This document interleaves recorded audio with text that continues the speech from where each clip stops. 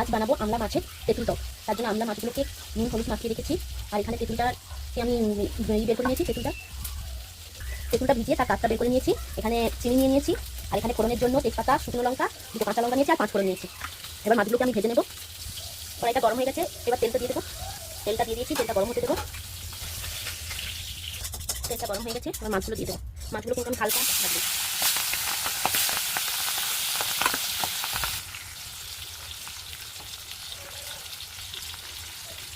মাছের এক সাইড হালকা করে ভাজবো। এক সাইড হয়ে গেছে, আর এক সাইড দিয়ে দেবো।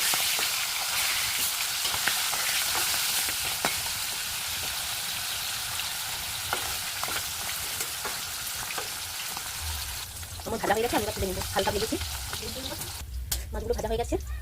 এবার ওই তেলটা একটু গরম হতে দেবো।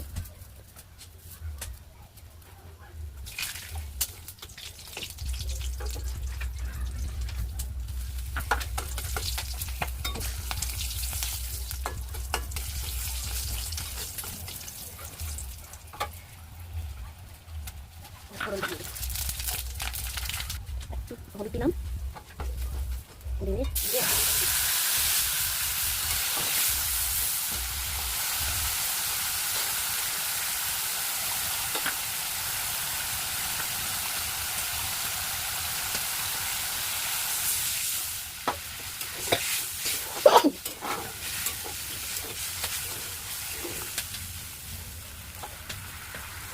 টকটা ফুটে উঠেছে। চিনিটা দিয়ে দেবো।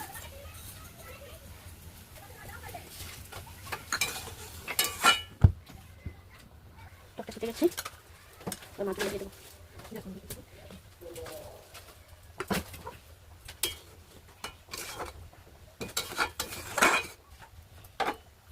স্বাদ মতন 1 চিমটি নুন দিয়ে এবার একে ফুটতে দেবো কম আছে।